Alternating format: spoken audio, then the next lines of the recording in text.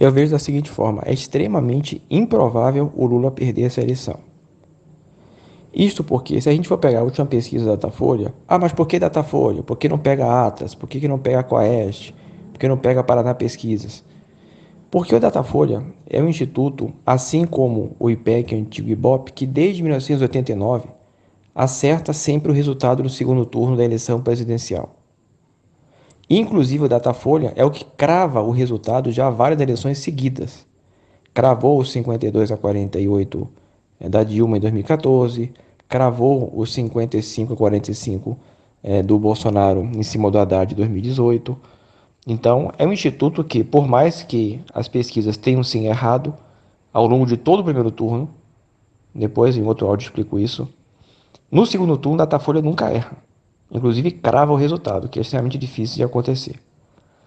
Então, vamos lá. No último Datafolha, o Lula tem 49% de votos totais. Bolsonaro tem 45%. Nós temos 4% de brancos e nulos e 1% de indecisos. Nesse cenário, eu digo que o Bolsonaro ele só pode crescer 1% em cima dos indecisos. Mas ele não pode transformar o voto branco e nulo em voto para ele?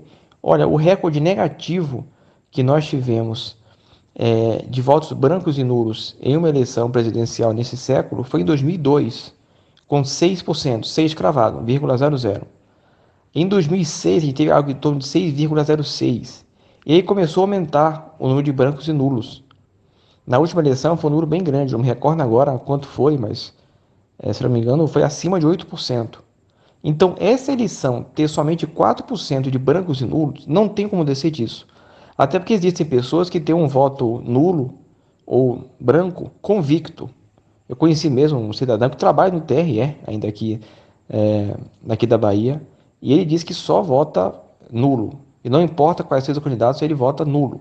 E tem muita gente, como você deve conhecer bastante pessoas, que se recusa a escolher entre um e outro. Tem um amigo que diz só com arma na cabeça ele vota no Lula ou no Bolsonaro. Ele quer que o Lula vença, mas diz que não vota no Lula de jeito nenhum. Então a gente vai ter pelo menos 4% de brancos e nulos. Eu não vejo como é impossível, basicamente, dentro do mundo real, ter menos de 4% de brancos e nulos. Então, o que o Bolsonaro pode crescer é um ponto em cima dos indecisos. Aí ele ficaria 3 pontos do Lula nos votos totais, que daria uns 3,5 ali nos votos válidos, talvez aí arredondando 4 pontos. Então, a única chance do Bolsonaro é roubar votos do Lula.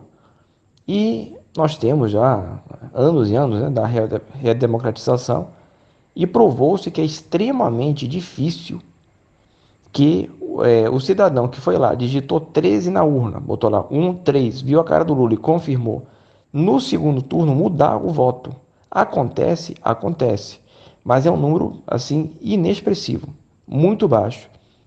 A gente já teve alguns casos de um candidato ter menos votos no segundo turno do que teve no primeiro. Para prefeito de Salvador em 2004, por exemplo, o César Borges, ele perdeu votos no segundo turno em relação ao que teve no primeiro. E o Geraldo Alckmin também em 2006. Ele teve menos votos no segundo turno do que teve no primeiro. Ele perdeu, se não me engano, uns 2%, né? Ele perdeu para o pro Lula por 60 a 40 e teve acho que 42 no primeiro turno. Só que foram eleições com alguns candidatos que tiveram um percentual bem razoável. Não é como essa eleição que já foi, no primeiro turno, uma espécie de segundo turno. Se eu for somar os dois, tem 94% de votos válidos, uma coisa assim aberrante. Isso é mais um pouco que parecia Estados Unidos, né? Que somam democratas com republicanos tem 97% dos votos. Isso porque não tem nenhum candidato, né, que consegue se inscrever em todos os estados. Então tem estado que o cara nem participa, né? Partido Verde, Libertários e tal. Então, eu não vejo como o Lula perder essa eleição. Mas tem a abstenção. Mas, cara, primeiro que eu estou vendo uma organização muito grande por parte do PT, de governadores petistas do Nordeste, de providenciar transporte gratuito. E eu trabalho, né, sou chefe do cartório eleitoral. Aqui na minha zona eleitoral, tem muito idoso que foi essas primeiras 2 semanas em especial, que disseram que não votaram no primeiro turno, queriam saber se o título está ok para poder votar no segundo turno no Lula. Então, eu acho que a abstenção vai existir? Vai, mas tem uma campanha como nunca vi na minha vida. Mas eu nunca vi uma campanha anti-abstenção. Essa é a primeira vez que eu vejo. Então, eu acredito que o Lula não vai sangrar tanto com a abstenção. Então, assim, como eu disse, é uma questão matemática. É uma questão matemática. Para o Bolsonaro vencer, ele vai ter que roubar votos do Lula. Vai ter que pegar aquele cara que digitou 1 em 3, confirma, e fazer com que ele mude para 22. Então, a gente já tem a consolidação dos votos da Simone Tebet e do Ciro. Já teve a transferência dos votos na primeira semana. Eu esperava até que fosse um pouquinho mais para o Lula, só que não foi, né? Foi basicamente um empate. A gente mantém o Lula com algo em torno de 5 pontos à frente do Bolsonaro. Né? Se for trazer para os votos válidos, fiquei 5 pontos de vantagem. Então, já foram distribuídos esses votos. Muito difícil mudar. Você vê que a certeza no voto é 95%, se não me engano, para o Lula, 94% ali para o Bolsonaro, algo em torno disso. Então, assim, é questão matemática. Eu não vejo como ter alguma mudança que indique a vitória do Bolsonaro. É claro que a gente pode pegar números aí de estados, depois eu vou dar uma olhada nesses números, que eu acabei de chegar em casa, né, vou tomar banho, jantar, depois ver essas projeções aí. A gente pode brincar com números, pode botar o Lula com 70% também. Claro que ele não vai ter nunca 70%, né? Mas eu não vejo como, a não ser que tenha uma hecatombe, uma bomba de hidrogênio, não é nem bomba nuclear, bomba de hidrogênio. E o que eu digo é que, ao meu ver, a gente não teve mudança nenhuma desde o início da campanha. Porque desde o início da campanha, os institutos colocavam o Bolsonaro com 32, 33, 34, 33, 32, 33. Depois mostraram uma subidinha no final, assim como o Lula também subiu, né, com o voto útil. Também teve um voto útil para o Bolsonaro. E os institutos erraram, na minha opinião, desde o início. O Bolsonaro sempre teve mais votos do que eles colocavam. Não foi de última hora que o Bolsonaro ganhou 5, 6 pontos inexplicáveis de voto útil, porque assim, se fosse o voto útil do Ciro e da Simone, esses votos que tem agora, que eles tiveram, iriam todos para o Lula. Ou dividir entre brancos e nulos e Lula. Só que não, tem muito voto indo ainda para o Bolsonaro. Não teve, até porque não faz sentido o cara dar voto útil no Bolsonaro, tirando do Ciro ou da Simone Tebet. Ué, que sentido isso faz? Nenhum, né? Tanto faz o cara votar no Léo Péricles ou votar no Bolsonaro, que ele está ajudando a não ter segundo turno. Então, assim, essa tese já era furada. Por que eu digo isso? Porque nós tivemos no primeiro turno as pesquisas realizadas no primeiro turno entre Lula e Bolsonaro, olhando o segundo turno, basicamente todas davam uns 60 a 40 para o Lula, 61 a 39, 59 a 41. E só no primeiro turno o Bolsonaro teve 43%. Bolsonaro teve 43% no primeiro turno. Então, como que ele só ia ter 40% no segundo turno? Todas as pesquisas de segundo turno que aconteceram no primeiro turno estavam todas erradas. Então não teve de última hora o Bolsonaro ganhando 5, 6 pontos, não. Ele sempre teve uma votação muito maior do que os institutos pegavam. Sempre teve uma votação muito maior. Quando botava 33, estava errado, ele tinha 37. Quando botava 35, estava errado, estava com 40, entende? Então os institutos, com essa pesquisa de segundo turno que ele fazia no primeiro, eu posso provar que eles estavam sempre errados. Porque é impossível que aquela pesquisa de 60 a 40 por no segundo turno estivesse certa, se só no primeiro turno o Bolsonaro teve 43. Como é que pode isso? A pessoa vota no Bolsonaro no primeiro turno e no segundo turno entre Lula e Bolsonaro ele anula, ou vota no Lula, não faz o menor sentido. Então as pesquisas sempre erraram. E, ao meu ver, no segundo turno não mudou nada. Talvez o Bolsonaro tenha crescido um ponto, talvez isso. Em cima dos indecisos, né, que tinha dois, agora é um, ele subiu um. Beleza, né? Na verdade, o Datafolha, o branco e nulos, que tinha 5, caiu para 4. E o Bolsonaro ganhou um ponto. O resto não mudou. Então o Lula sempre teve 49 nesse segundo turno. E matematicamente, se você tem 49% dos votos totais, você ganha a eleição. É fato, é basicamente matemática, porque você tem 49% de 100, né? Só que quando você tira 4% de brancos e nulos, que você não vai ter menos de 4%, você fica com 49 de 96. Isso já dá 51,5% mais ou menos. Então já ganhou. Ele vai ter que perder voto, necessariamente perder voto, certo?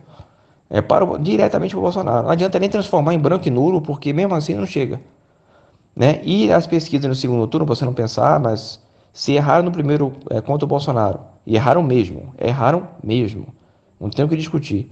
Podem errar no segundo, é muito mais difícil, por quê? Porque que o Instituto não erra o segundo turno? Inclusive, é normal o Instituto errar o primeiro turno e do segundo colocado. Você pode pegar todas as pesquisas desde 2002, geralmente o segundo colocado é subestimado. Geralmente o segundo colocado tem muito mais votos, né, do que na urna, do que aparece na pesquisa. É o normal. Em 2018 foi pior, né? Porque o Bolsonaro e o Haddad tiveram uma votação muito maior do que as pesquisas colocavam, né? Isso é interessante. Então vamos lá. Já para levar para 2026 que isso vai acontecer também.